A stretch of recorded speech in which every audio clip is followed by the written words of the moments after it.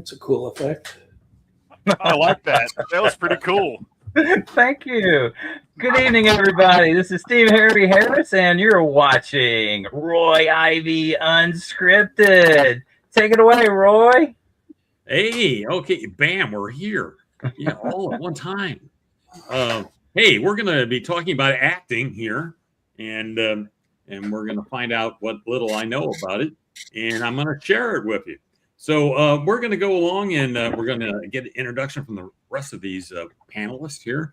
Going to be joining in and sharing their thoughts and pain in the field of fan film acting. So let's talk to Leslie. Hello. She's big in fan films. She's going to tell us about herself and how she got into fan films. I've been acting for about 10 years now. I always wanted to be an actress, even when I was a little girl. I came by it honestly. My mother was an actress. She did commercials and she did a lot of plays. She was heavy into theater, and I helped her with her lines. And I really, really wanted to be an actress so badly. But both my parents didn't want me to get involved in that. They said it's a very hard business, and they said a lot of negative things about it. But so I was a dutiful daughter, and I did pretty much what they wanted me to do and not get involved with it. The closest I ever got was I worked for Blockbuster for 15 years. So I got at least I got to talk to people about movies, right? But I actually was kind of lucky. My dad was a writer and producer and director of commercials. And he got me into a movie that was I grew up in Chicagoland area. And there was a movie being filmed there called The Fury, which actually had Kirk Douglas in it. Unfortunately, the day that I worked on that film, he was not there. That's a bummer. I was very disappointed. But I saw Amy Irving. I worked with her, but I was just background. But oh my gosh, I loved it. And then they did another movie with oh gosh, I can't think of his name. Gary Coleman, I think that's his name. And so there was a scene in the train station. So I did that and I really liked it a lot. But anyway, way in the future, where only 10 years ago, I was in a position in my life where I felt like, you know what, I'm going to go ahead and just get going with it and just see what can happen. And I've actually had a lot of things happen that I never would have dreamt in a million years. I got to be a regular on the TV show. They did a reboot of Dynasty, which was on the CW for about 4 years. So I got to be a regular on that as house staff. I was the maid, and I did get to work on that extensively. Never had any lines because I was background, but they call you like core background. And I got a lot of exposure on that show, which was really amazing to me. And I even got to work with Clint Eastwood, and he was so cool. I really liked him a lot. But again, I was background. But boy, to see Clint Eastwood like right in front of me. And of course, he didn't talk to me, but it's okay. He's like right in front of me talking to somebody else. And I'm like, oh my God, you know? And I got to be a zombie on The Walking Dead. So that was pretty cool. I like that. But then the way I got into fan films was actually through doing background work. I'm sure a lot of people are very familiar with Larry Fleming because he has been involved with Star Trek fan films for many, many years. And I just met him on the set of Jumanji, and I complimented him on the outfit that he was wearing. I really liked what he was wearing. And we just got to talking, and somehow he brought up that he did Star Trek fan films. And I was like, what's that? I'd never even heard of it. And I'm like, Star Trek fan films? Oh my gosh, well, what's that about? So he showed me some pictures of himself on set and everything. And I was so impressed with the sets. And I was like, oh, I want in, please, please, please. I've got to do this. This is amazing. I'm a huge Star Trek fan. I just love Star Trek. And he gave me the name of a director. And I called the director when I got home.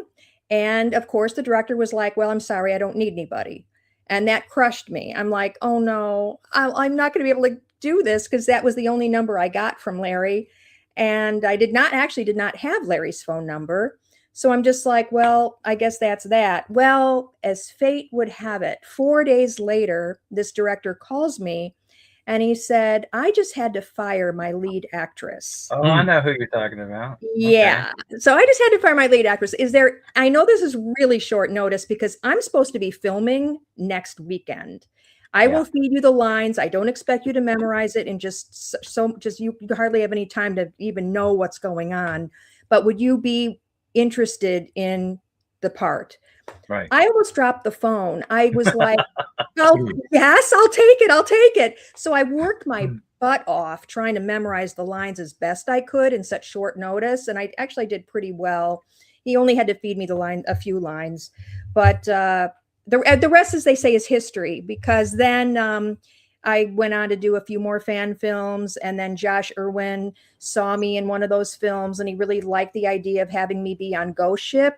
I love that one. Yeah, I was just an extra on that one. And believe it or not, I had never seen Neutral Zone Studios. I didn't know anything about Neutral Zone Studios. So when he was like, yeah, I really want you to be in Ghost Ship and you'll be like the lead zombie, I said, obviously, experience. I'm like, I get paid. I'm sorry, I get paid for doing extra work. Yeah. And it's like I couldn't wrap my head around going, as much as I wanted to do it, in a way I'm like, but I'm doing what I always do, but I'm getting paid. Right. But I'm not getting paid at all for this. And I've got to go all the way down to it is a sacrifice. Florida. And I'm like, but he did a great job of talking me into it. He really did. And so then, and then you don't even realize you start networking. And I was talking to Ray Tessie about stuff. And then that was like a little light bulb off on his head about having me maybe be in one of the films he was going to make. And you know what I mean? You just don't know what things are going to lead to. You really don't. And so anyway, that's a long story. And I feel like I took up your whole show. And you'll see Leslie in a couple of films coming up with HarrisFilm Productions. One of them, she's in as an Orion pirate captain. So be looking forward to that. What about you, Jefferson? So the way that I got into Star Trek fan films is I've got a podcast that I do, Star Trek podcast called Beyond Trek Podcast, and we've been doing a lot of episode review shows and some Star Trek news, things like that. And I got an email. We got an email one day from Sam Cockings, and he said, "Would you be interested in covering anything with fan films, with Star Trek fan films?" And I thought I'd never thought of that. Yeah, I'd like to do an interview with him just to get the and of course I knew about Star Trek fan films, had seen a lot and all of that, so it's not something that was totally new to me. But we talked for a while, and I started then, meeting the next person, just doing interviews on the podcast. And I had always wanted to be in a Star Trek fan film. It'd be great to be in like in a Star Trek episode or movie, but that's not going to happen. Would love to do my own film, but for the longest time, I just thought, okay, well, you have to have real nice gear, expensive cameras, and don't this let and that that and stop everything you. else. Yeah. Right.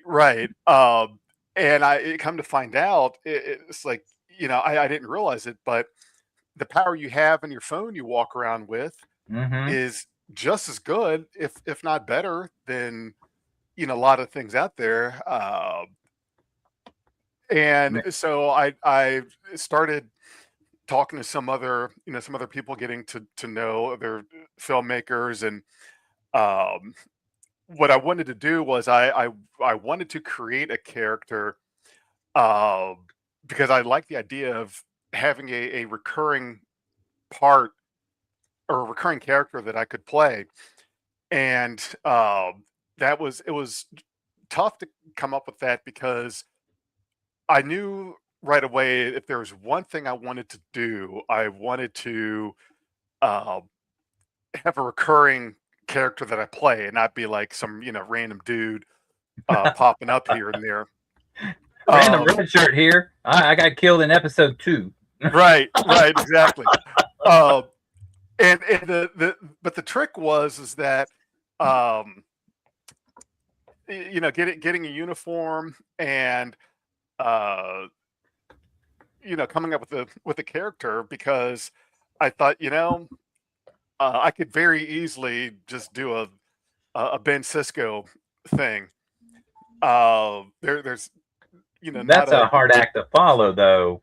It is. Well, but the thing is, though, because there's so few, as soon as you see a bald black man with a goatee, the first thought you're going to have is Ben Sisko, if it's something Star Trek or Hawk, yeah, and right or Hawk, exactly. I love that too. And I said, okay, I'm not going to fight that one. Let me lean into that. But here's the problem. I noticed that the majority of fan film productions tended to center around TOS time period, and I think that was because those sets and those designs were maybe more readily available, or exactly more nostalgic, or whatever it was. The bulk of fan films tend to be TOS related. I said, okay, well, but how's that going to work? Because Ben Sisko is 24th century, and TOS obviously is, 100 years before. So yes, I want to kind of lean into the character, but you're not going to get any work playing a character that's based in TNG DS9 Voyager, because not many people were doing that. Right. And then just one day it just hit me. I said, okay, wait a minute. You know what? Why don't I'm going to do this. And I went on Memory Alpha to kind of update myself on what they had for Ben Sisko's date of birth and Joseph Sisko. And of course, that's as far back as it went in regards to Sisko's lineage. And I did the math backwards. I said, okay, wait a minute. How far back would I need to go to play an ancestor of Ben Sisko in Starfleet around the 2260s? And what I came up with roughly was it would need to be Ben Sisko's great grandfather. Grandfather was not far enough back. I agree. Not quite. Not quite far enough back. So I went another step. Said, okay, here we go. Great grandfather. And so, yeah, I can evoke that look. Be, Sisko. So it's like it kind of matches. And then coming up with a name at this point. Yeah, that world building is a pain. Yeah, you got to build your character. It's world building, and I came up with, okay, that's the time period and a name. I don't even recall how I came up with the name. It was just I did a lot of walks, and it's just names, just rattling off names in my head, and then putting them together. What would be catchy? What would work? What's something that stands out some, isn't a common name like John or Bill or things like that. But I also didn't want it to be like crazy. Yeah. And somewhere I just Preston hit me. And what's a distinguished name? I mean, yeah. What was your first fan film that you were actually in? Oh, the first one I was in, I don't recall. Let me think. I think it was one of yours, Steve. It was the very end. There was like a kind of end credits sort of thing. It was a no-name character. It was just me in a black shirt on my green background. So I could have been anybody. Who knows? Yeah, that was something that we did for Vance. It was an end credit thing, and it was actually in the red shirt era, the red maroon era, and you didn't quite have that uniform yet. So I had the red one and put it on and did my little thing. and you did it in the black shirt, which was perfect because of the situation that we were in, battle situation and everything. So yes, that was one of the Constar films, and Yep. we both appeared in the same film at the end. Yeah, yeah. Well, you can see Jefferson in Where Do You Go, which was written by Vance Major, and he's in some upcoming Harris films. One of them is In Deep Mud that we're hoping to get out this year. Yeah, real excited about that. So that's how I got into fan films, and I started. I said, you know what, I've always wanted to write one and be in one of my own. So I wrote a treatment for a film that ended up becoming The Unmade Mind. Yes. And thank you for inviting me to be in that. That was interesting. Oh yeah, absolutely. It was a way to. I wanted to have a way to introduce my character before doing, because I knew I was going to do time and again do a series that centered around Preston Cisco and another character, Captain Bartholomew Wolf. It's kind of a time traveling multiverse sort of thing, but I wanted to get a little backstory done real quick, and I gave that script to Vance, and I said, "What do you think of this? You know, I'd like to do something like this. What do you think of it?" And he like kind of fleshed it out some more, and it turned into that, which was great, you know, and it just took off from there. And then I finally sat down and wrote. I said, you know, I'm going to write time and again, and wrote the 2 episodes back to back. Episode 1 and 2 was actually just one, but as we were shooting and I was editing it and putting it together, the parts that were in 2 it made more sense to be its own thing. Right. So yeah, you guys took me down the rabbit hole, and I started getting into. So when you can watch Time and Again also on No Budget Productions YouTube channel and HarrisFilm YouTube channel. When is episode 3 coming out on No Budget? Oh boy, so I've written a lot of 3 and 4 and some of 5. And real life happened. right. Then real life happened. Well, I would like to do at least film 2 of them sometime this year. Really, those 3 kind of act as a trilogy, sort of. Like 1 and 2 were kind of a setup of how we got to where we are, and then the continuation of it. It's kind of like, you know, here's the next steps. At some point this year, I'm hoping to. The thing is, though, for the story to work, I need to do some traveling, because the way I want to do it is to be on location, you know, if possible, and not do it as combox, right? Kind of thing. Which I know that's, you know, it's a lot of combox stuff, and some folks meet at the sets and whatnot. But the way I envision it is, because there's so many Star Trek fan films, like, okay, well, how can I make mine a little different? Right. And if you'll see in the first 2 episodes, I tried to incorporate as much that was different, like, you know, where we filmed, with the uniform I put together, and all of that. And instead of being on a bridge set, which is like, you know, everyone's done that, I want to be at someone's home. Like, you know, one of the characters, hey, I need to travel. You know, at some point this year, I need to meet up with where you're at, or have you film, but from the perspective of, like, here's the camera, not you talking into a screen. And to do it right, that's going to be the trickiest part, is just the traveling part, because it's not like it's getting any easier to go anywhere in the U.S., especially not if you're flying.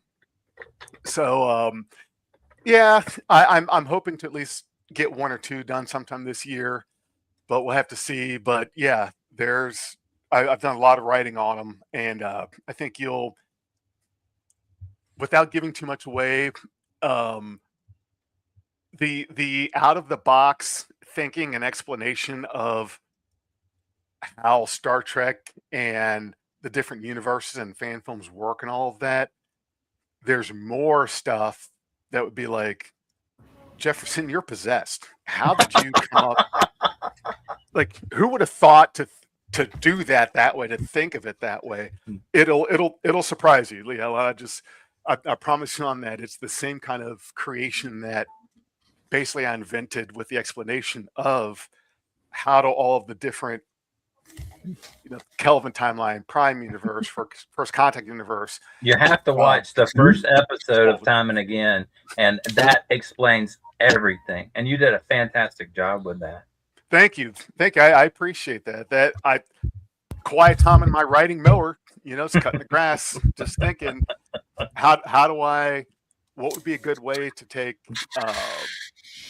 because I was in the Unmade Mind, yes, but it's like, okay, but that's what universe? And then I'm playing this character, the same character, but in here. So it's like a time limbo thing. How can I play possibly in everyone's playground? And I almost run over a big branch with a riding mower, and I got it. You start typing, and it's just, it just flows. And I showed it to my best friend Ben, who's an actor based out of LA. He's the one that played Captain Wolf. And I said, check this out. I said, no one's ever explained time travel or the different things like this. What do you think?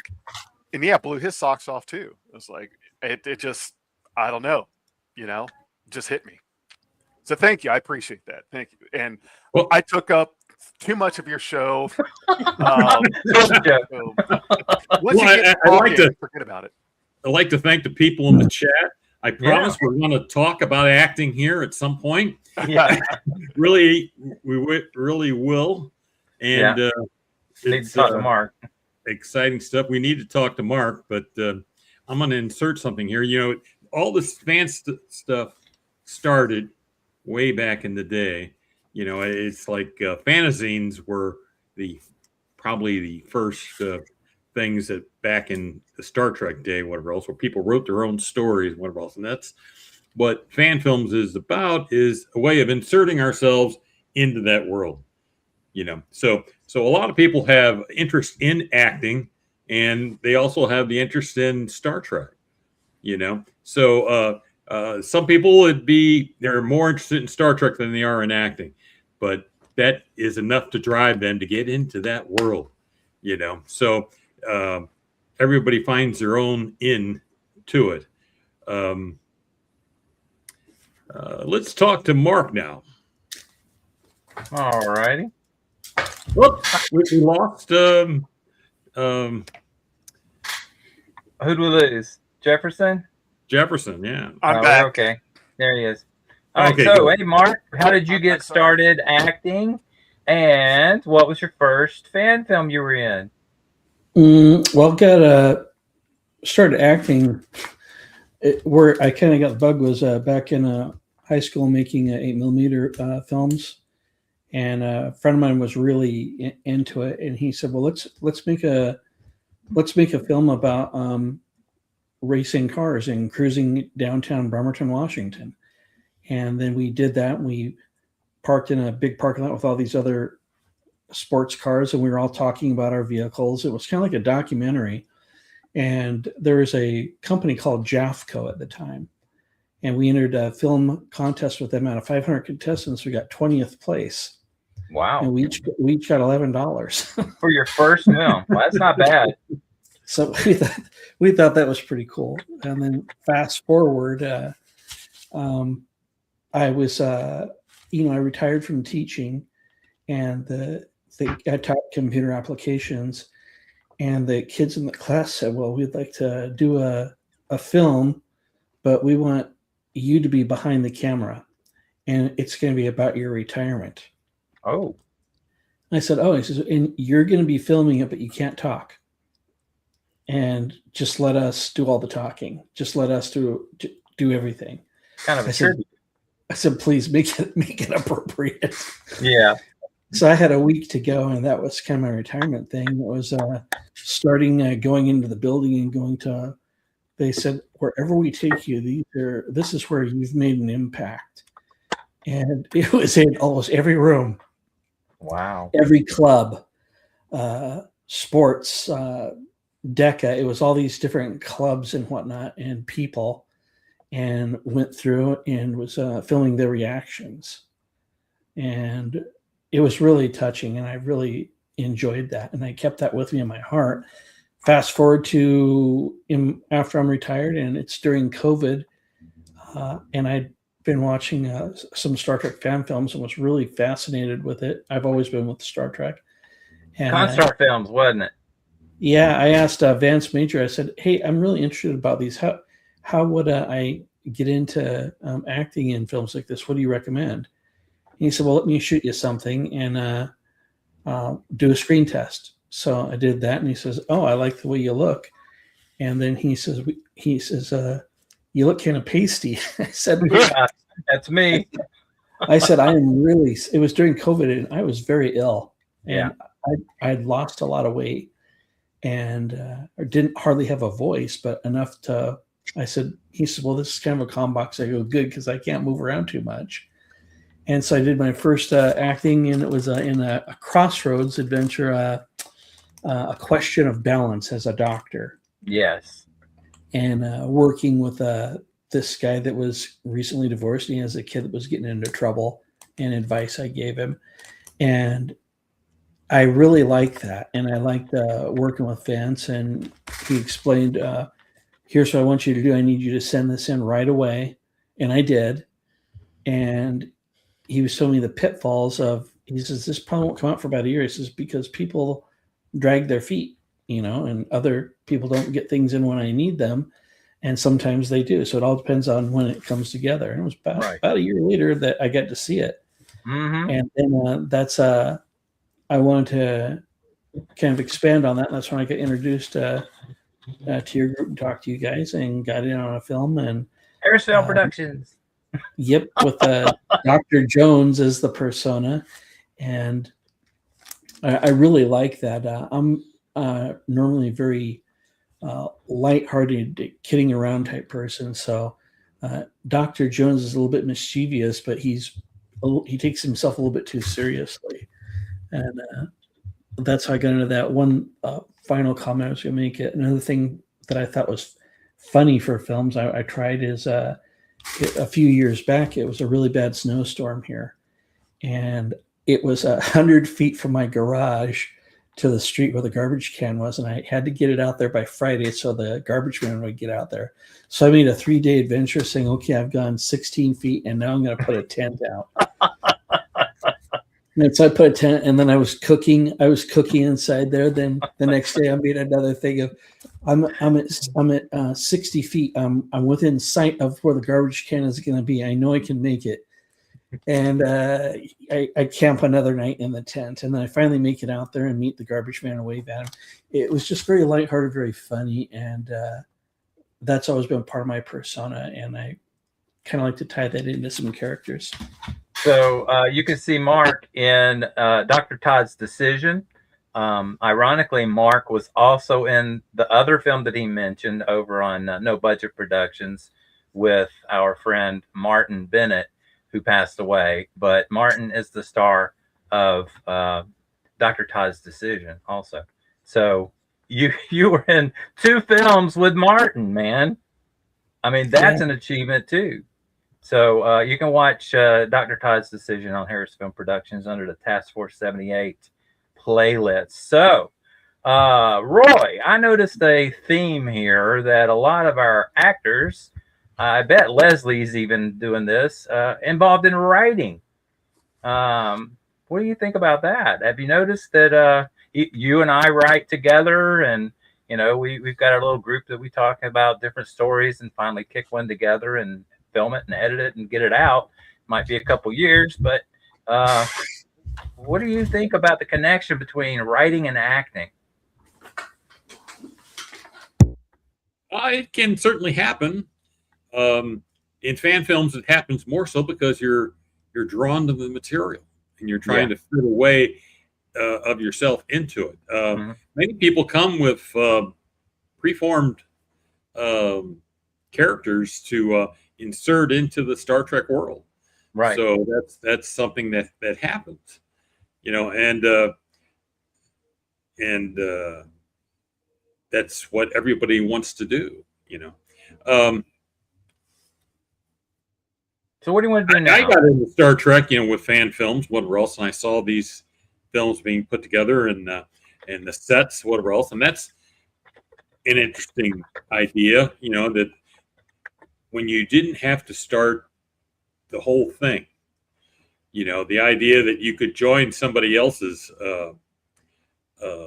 group, you know, and take advantage of already made sets.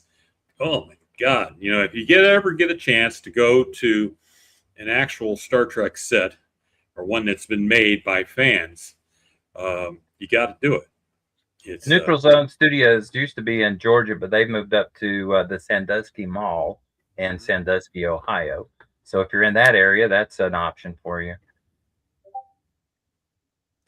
I live in Ohio. I'm down in Cincinnati, but one of these days I do want to make the trip up to Sandusky and see Neutral Zone Studios.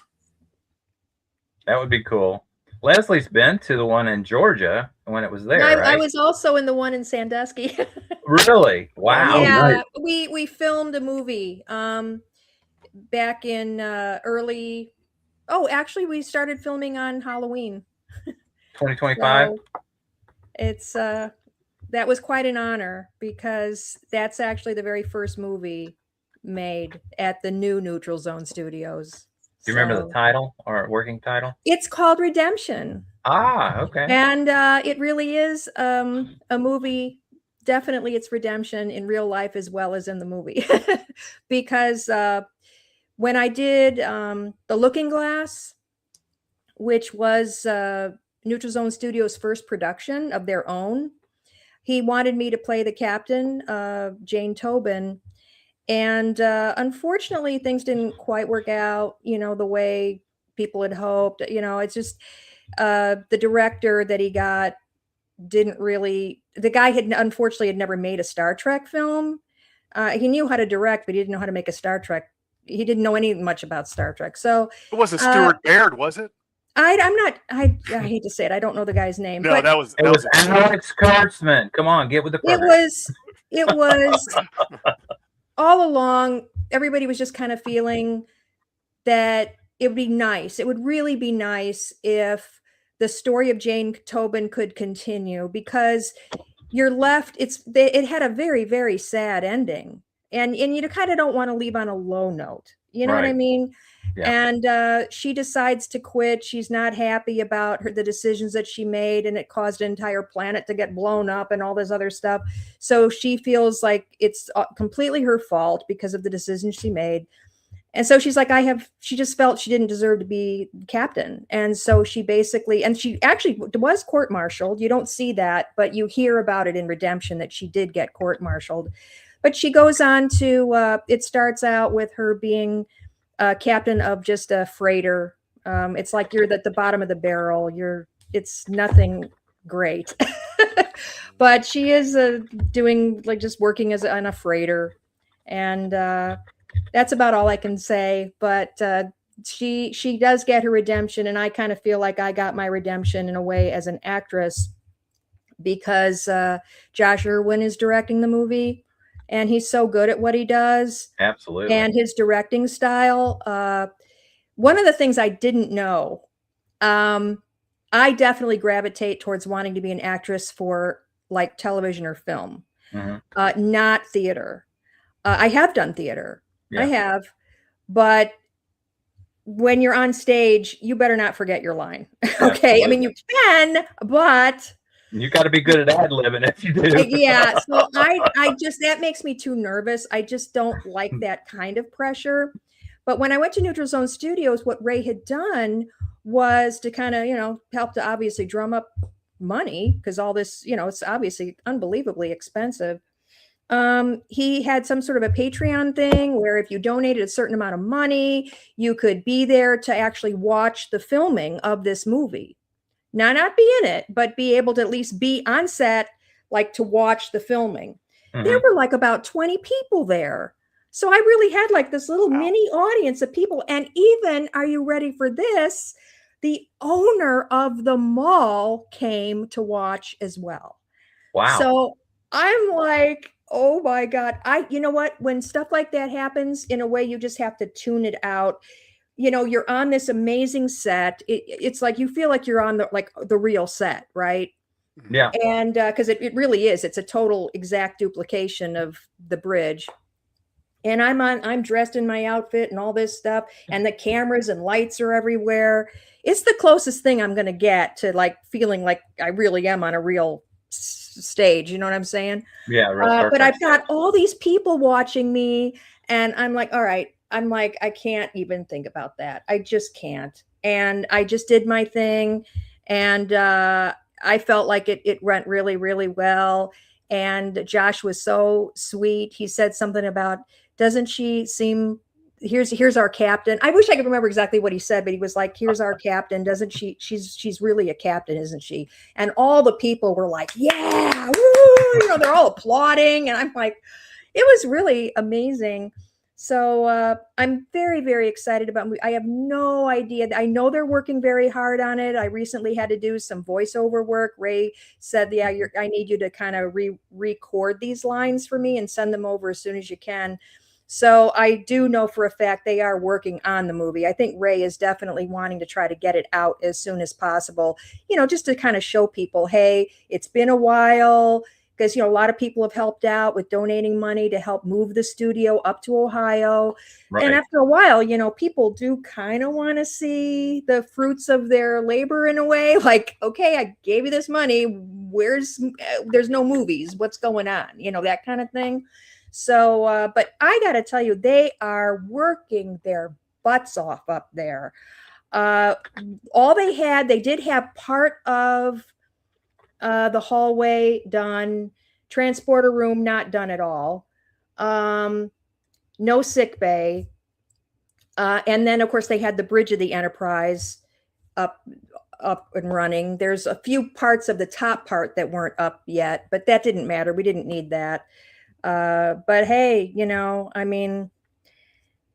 getting a lot. They really are working so hard to try to get it done. And there's not a lot of people. Obviously, Ray can't be getting a whole bunch of contractors in there and putting up all this stuff. It's all volunteer work. So, that's going to take a lot longer, but I'm very, very excited about the movie. And I think it's going to be it's a beautiful story. Like I said, I'm very excited about it. And it is definitely redemption for my character and me as an actress. So, I'm glad I got a second opportunity to play her, because I was so nervous the first time. The director that he had made me, to say the least, very, very nervous. So, and I think it kind of showed. I was very disappointed in my performance in The Looking Glass, because I felt I did have an acting coach at that time, and he did say my performance was too wooden.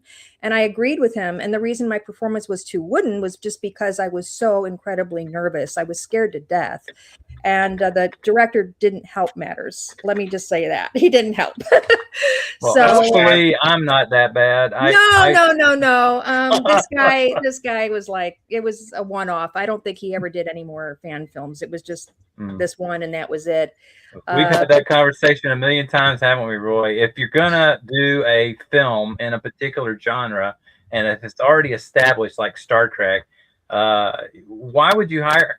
I'm not going to second guess you, Ray. I don't know what was going on, but I don't hire people that aren't interested in Star Trek. Okay. Yeah. Well, I guess there was something about the guy, because he did direct, I think, sports or something. He did something. He is a director. The guy is a real director. Yeah. And so you would think that, all right, I'm hiring somebody who really knows how to direct. He knows how to make documentaries or movies or whatever. Right. I can't second guess what the decision was, and that's fine. You know, I apologize, Ray. You know, why wouldn't it work? But some fits are better than others, and sometimes you just have to try. You know, you just have to try and give them. And you know, we can't go out and hire people because we don't have money. Yeah, the real people, like even with the real Star Trek, right? When you look at what they do or what they've done, you can question, wow, why did they hire him to do that? You know? Even on season 3 of Star Trek TOS, there was a couple of directors. I'm like, why in the world would you have selected this person to direct this story? I mean, it was a bad story in the first place. We love seeing Trek more than not seeing Trek. That's true. You know, so especially that's something else kind of close to what we have to keep in mind. And as long as we can keep making our own, right? That's what we really care about. You know? Yeah. Thank you, CBS, Paramount, and Skydance for letting us play in your sandbox. Oh yeah, absolutely. Okay, Roy, take control. You got the wheel. Okay. Well, now you give me the chance to take control. After those horses are already driving across the hill, you know, rescue the story. We'll send somebody out there or whatever else. Everybody loves getting involved in Star Trek, and I was a big fan of Star Trek back in the day, from the very beginning.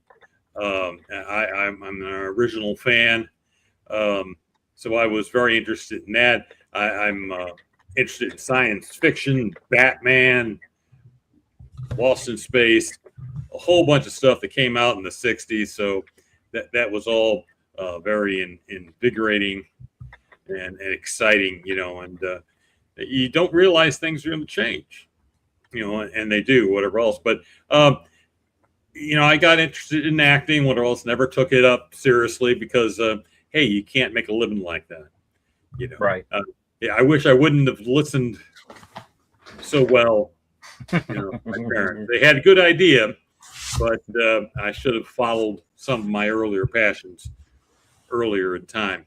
But I appreciated that. I did some movies in St. Louis that came through there.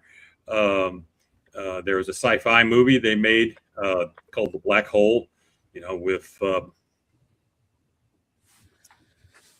old Disney movie. Good. Yeah, good. Anthony Hopkins. Not Anthony Hopkins. Anthony Perkins was in it. Anthony Perkins. Yeah. You're talking about The Black Hole, the Disney movie, right? Yeah, the Disney movie. That's Disney's Black Hole. This was made on the Sci-Fi Channel. Oh. And it had Christy Swanson and the guy from the Billionaire Boys Club, something Judge. You know, Ken Judge. I don't know, but anyway. That was a good little. It was a good little movie, and what else? They blew up Busch Stadium and the planetarium. You know, it was you can find it. You know, but it was from the it was on the Sci-Fi Channel.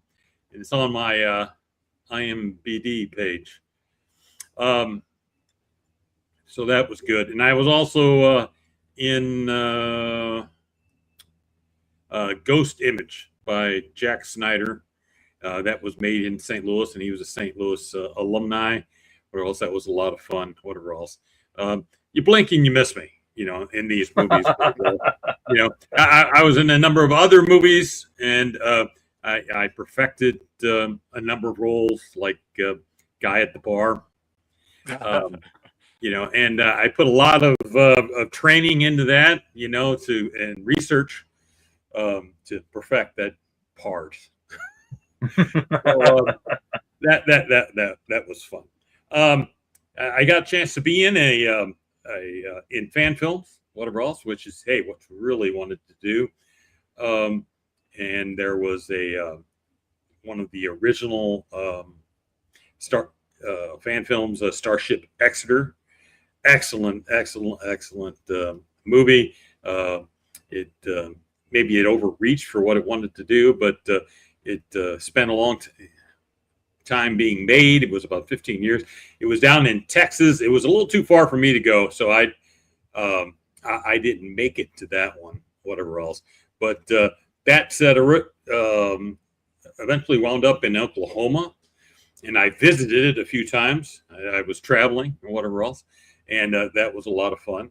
Starbase Studios, yeah. And they made different movie groups were trying to get into that, and I was trying to join up with them, but they all seemed to be one young guys, and by that time I was an old guy. Me too. But I did get some encouragement at some point where somebody, you said, well, hey, you ought to be an admiral. Absolutely. Sure. Whatever. But Starship Melbourne. Starship Melbourne. Okay, they were the rock stars down there or whatever else, and they were all set. Whatever else. I had checked with them, and unfortunately, their captain dropped out. It wasn't available to do it. Whatever else, but their admiral, Michael Sylvester, moved over to be captain because he knew all the lines, and it was a bigger part. And I had some involvement with Vance Major, whatever else, and then he brought me in as Admiral Vandenbosch. So that was a great opportunity for me. I really felt I had a great experience down there. I was treated like a guest star. It was a lot of fun. Whatever else, they appreciate my involvement, and they thought I saved their bacon. I don't know what it was, but they wanted somebody that could inject a little bit of humor and didn't scream evil admiral. So I think I fulfilled my my job in that. Whatever else, and I've wound up being in over 20 Constar films, something like that, whatever else. And that's all fun. And I've had a different level of involvement in that, but that's, it's worked out really well for me, over time.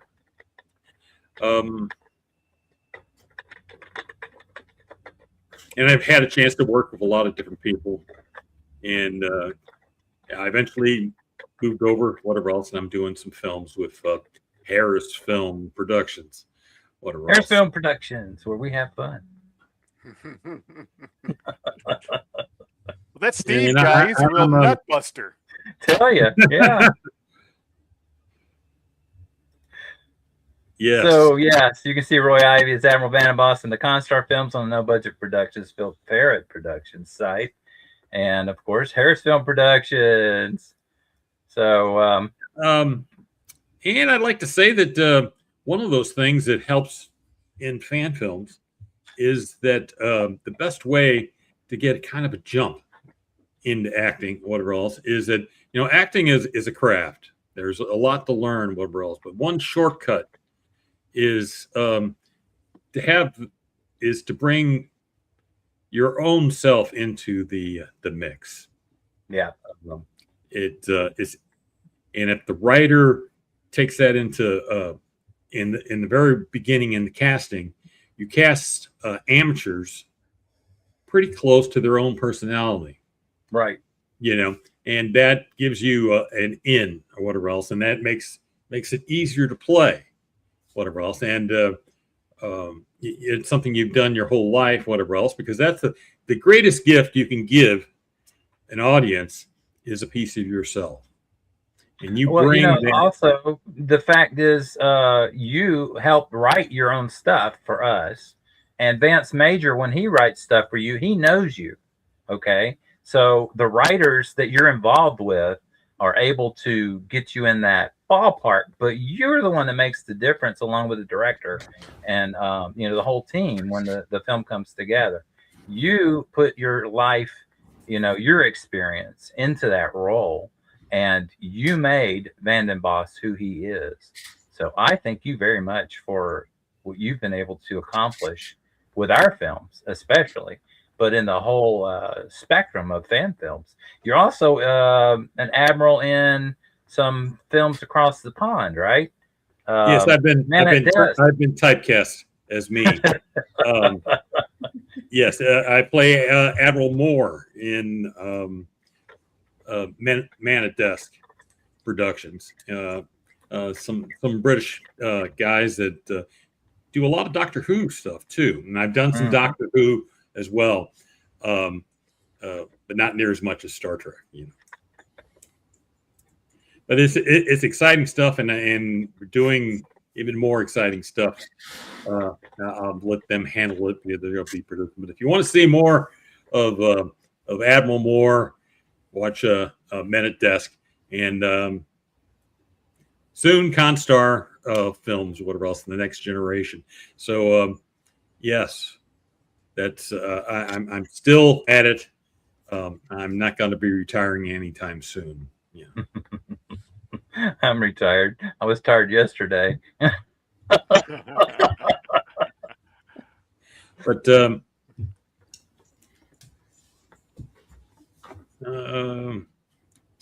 that's what's important to remember with one thing we review a lot of films with HarrisFilms or whatever else. One thing we haven't made a big deal about, and it's not really a problem or whatever else, but when you have people that are learning to do Star Trek fan films or whatever else, a lot of times they have trouble with the Starfleet protocol, you know, how to behave in a military manner, in a Starfleet manner. Whatever else, there's certain ways, and there's some things you just can't do. You know what else? So there is a certain if you're playing a Starfleet officer, you have to be at attention. There's a certain professionalism to your job. Whatever else, there's military bearing, military bearing. What else? There's variations. You can stretch it somewhat, you know, but it's to be a believable Starfleet officer, you have to accept that. You know, you have to do that. So it's something we don't complain about because it's basically, remember, when you're in a scene, you're always doing something. Even if you're a background character, somebody is watching you. You know, whatever else.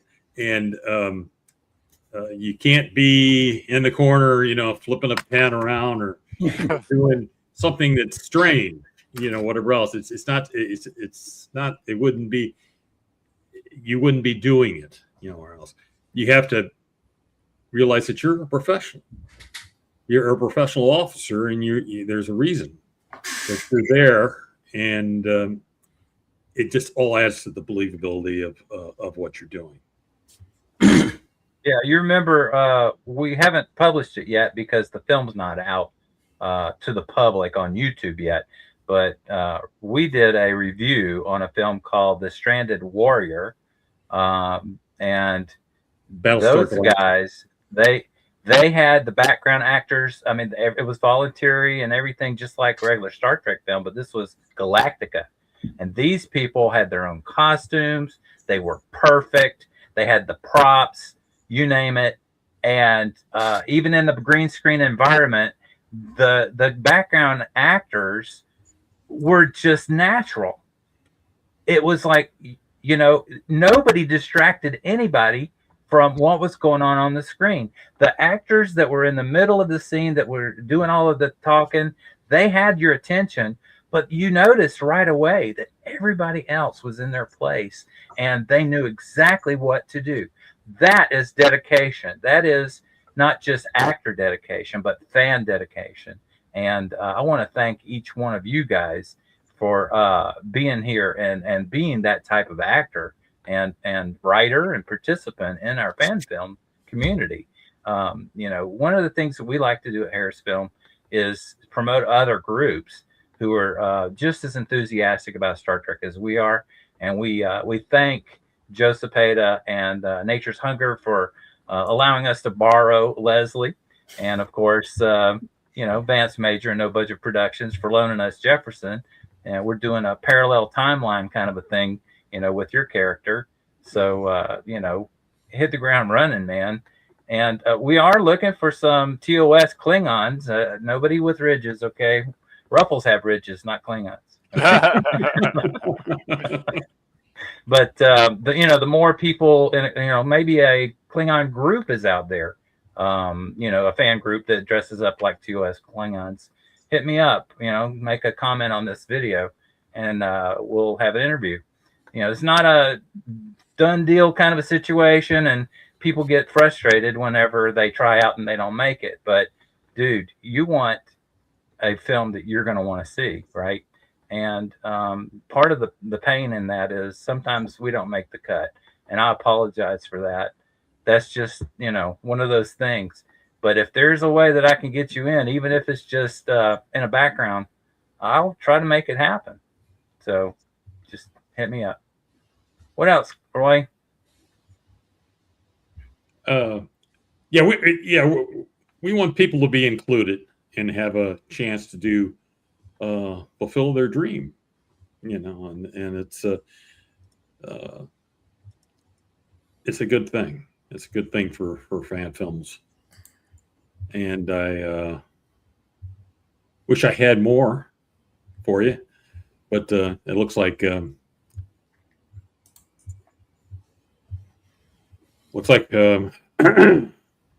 guy who runs things is trying to wind this up. You have all the time you want. We can go for an hour and a half. I don't care. It's up to you guys. It's up to the participants. I'm here. Let's do it. So did you have did you want to do any exercises or anything on this episode, or you want to do that next time? Kind of like the actors workshop thing where you do improv, or you instruct people, or you're the director. Okay, flap your wings. You're a bird. Flap your wings. Well, we didn't really talk about improv, whatever else. Improv was a great influence on me. It gives you freedom to be you, to act, and to add to it. That's also some of the writing aspect of it. Is that when you do improv, you decide what happens. What you're given a small prompt, whatever else. If this is happening, whatever else, and then it's yes, and you add to it, and where else, but you don't add an entire bridge. You add something to it. Somebody else accepts it. Somebody else adds to it, and then you make a story between yourselves. That works. What else? There's certain rules, whatever else, but it's improv is very freeing, and it gives you permission to do things that you didn't realize you needed permission for. I mean, what's in your back? Just say yes. Just say yes and accept what is happening and move on. That's a very freeing thought. So. Don't you have an improv group out there in St. Louis area that you participate in sometimes? Comedy sports. Yeah. Comedy sports. Where improv is played like a sport. It's an angle. Kind of like a dinner theater. A game show. It's like dinner theater. Yeah. Right. Yeah. And so I've had some live experience, whatever else. So it's that's cool as well. Whatever else. It's and it gives people confidence, to accept whatever else. And they're always surprised, whatever else, and sometimes we even bring people up on stage and have them participate in little skits and such. So it's I encourage you to look out for it. There's lots of comedy sports franchises across the country. Whatever else, there's a lot in California. Whatever else, a lot of improv started here in St. Louis. Whatever else in Chicago. Whatever else. Bill Cott is from St. Louis. He was in the Witches of Waverly Place as Larry Tate. You got Ted Burke. He's an actor out in California. He's a good friend of mine. What else? You saw him in the credits. You'll see him again probably. It's it's a lot of fun. Have you done improv in your Star Trek fan films? Every time we film. The whole thing's an improv. Yeah, well, that's probably what would be in the The cuts. thing. Whatever we do, what the bloopers. Yeah. Whatever, yeah. But, The outtakes. Yeah, we got plenty of those. Tangent, and yes, whatever else. I kind of confuse Steve sometimes, because he doesn't know if I'm. His sarcasm is so dry. I don't know if he's serious. Like, wait a minute, are you mad at me? No, I'm being sarcastic. Okay, well, I can't read between the lines all the time there, Roy. Yeah.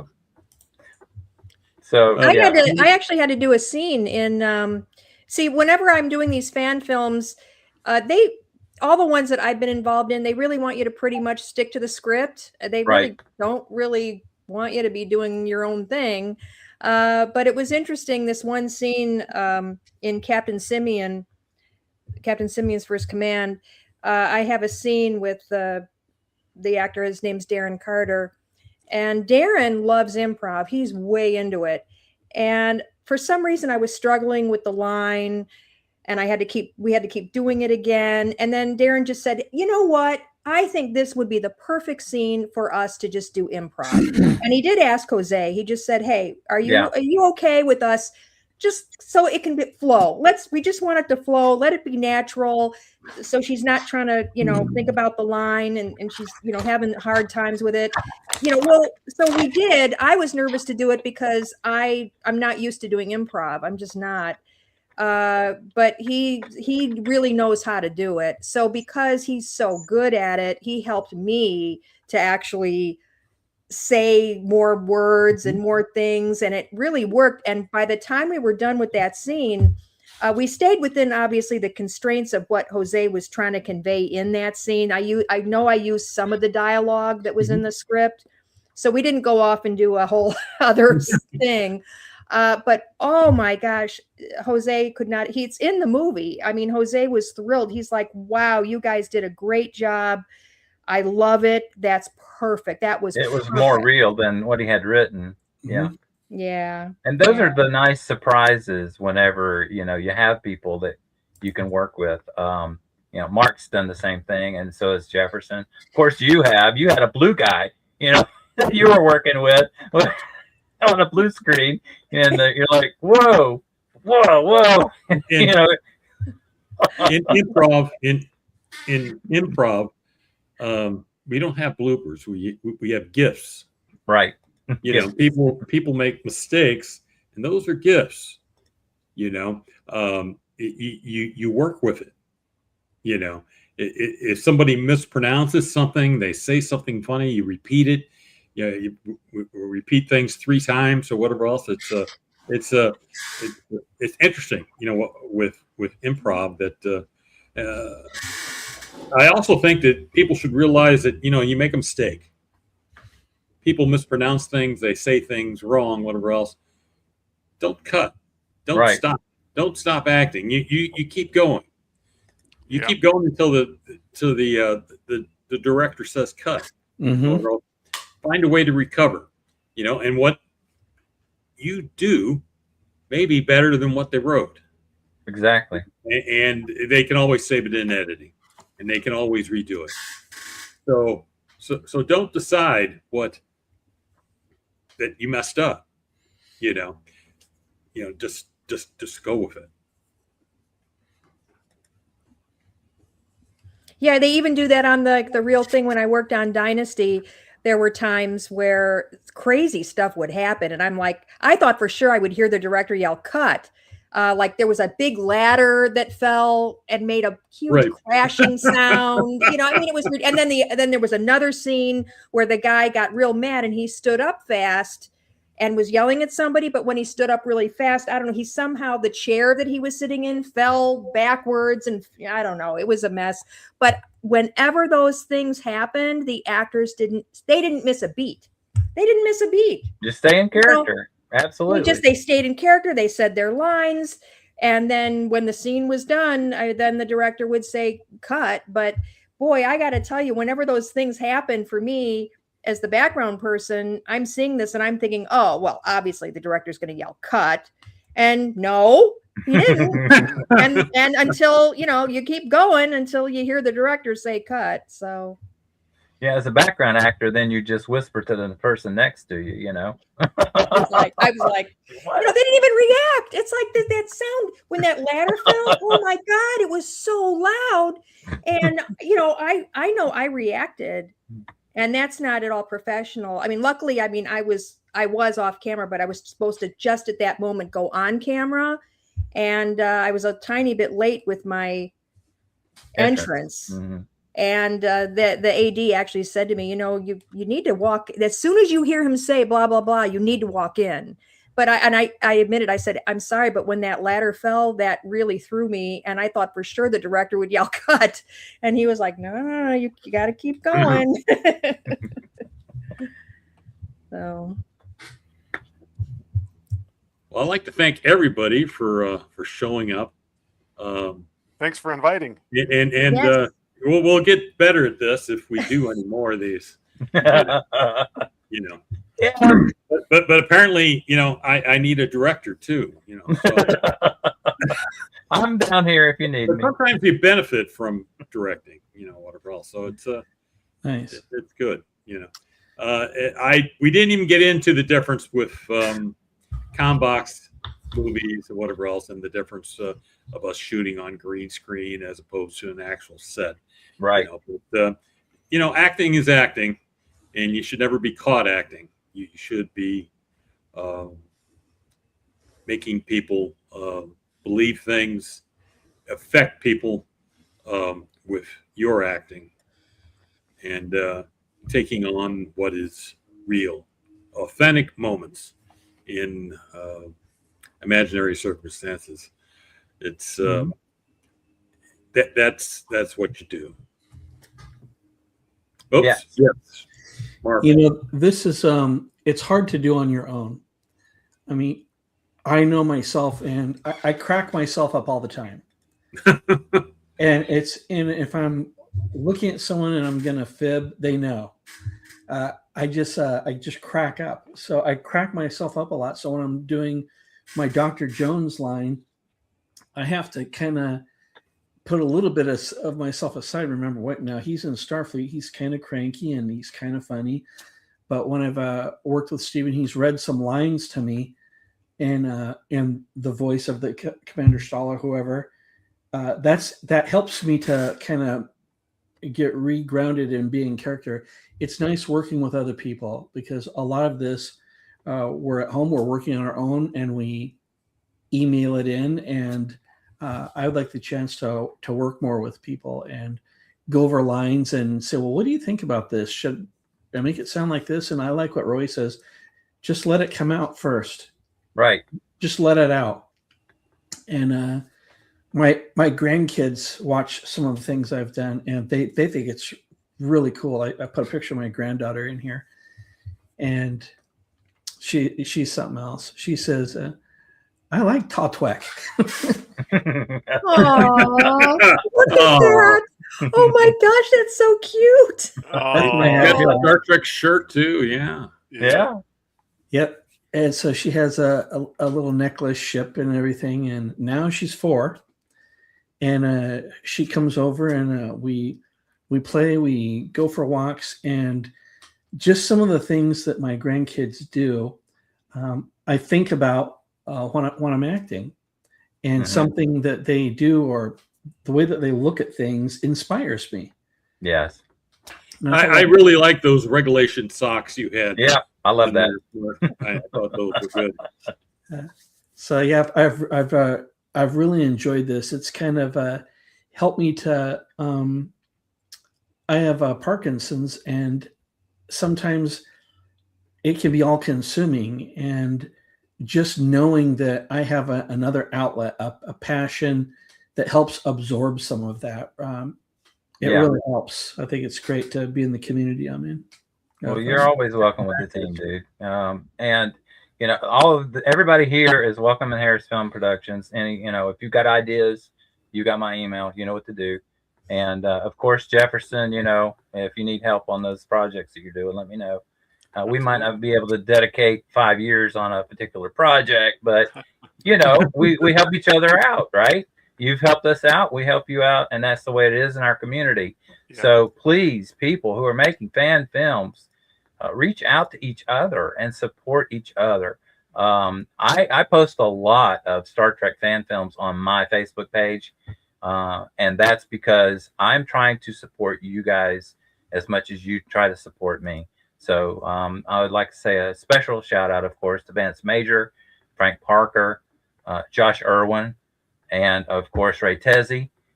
We appreciate what you guys do for the community, and we thank you very much for your help behind the scenes on all of the things that you do with us on HarrisFilm Productions. So, you know, we're also working with some other guys, like, of course, Joe Cepeda and, you know, Michael Studelberg on some other projects. And it's behind the scenes most of the time, and you might see our names in the credits. But hey, you know what? It takes a team, okay? It takes a community to make a good fan film and keep the community good. So let's do that. Let's be positive and uplift each other as we can. So, you know, we'll do some reviews. I just wanted to interject that unless you've been involved in making a Star Trek fan film, you really don't. These armchair critics, okay? Right. Let's see you try to make one. It's not nearly as easy as somebody might think. Right. It's not. It's a lot of work. It is so much work. And the love, you got to have such a passion and such a love to want to do this, because it's all volunteer. Nobody's getting paid. You know, we're doing it purely for the love of Star Trek, as well as the craft right. of creating. And whether you're a writer or whether you are an actor or whether you like to do the lighting or, you know, whatever, the sound, but even the post-production, when you think right. about all the editing involved, making the movie, even though that is really hard, it's afterwards that is, I think, incredibly hard. It is. It takes a lot. And that's one reason I've got projects that are 3 or 4 years old that haven't quite been completed yet. So, yeah, if you're out there and you're working in Magic's movie studio or VP16, let me know. I may use you for a base editor. I'll have to interview you, of course, and see a couple of things you've edited. But, you know, I could always use some help, especially with the reviews that we do. I've got a ton of reviews that are just sitting there waiting to go out because I don't have time to edit them. We've got other higher priorities like In Deep Mud and the other fan films we're working with Vance Major on. So, all right. Well, anything else, Roy? Just keep on acting, keep on producing. And I hope everyone has a good project going. All right. Well, thanks for being here, everybody. Yeah, thank you. Thanks for having us. Thank you. Thank you. See you next time. It's Roy, Ivey, unscripted, like a wave we can't resist. What is my motivation? Come on and play it by the twist. Hey!